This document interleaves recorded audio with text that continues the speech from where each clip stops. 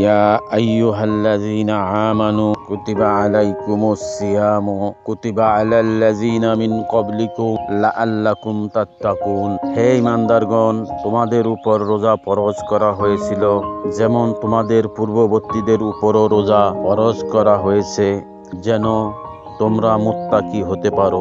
সম্মানিত প্রিয় ইসলাম দরদি ভাই ও বোনেরা, রমজান মাস চলে আসছেন। এই মাসে আকাশের দরজা খুলে দেওয়া হয়। আকাশের 3টি দরজা এই মাসে খুলে দেওয়া হয়। একটি হলো বাবুল রহমত, বাবুল মাগফিরাত, বাবুল নাজাত। প্রিয় ভাইয়েরা,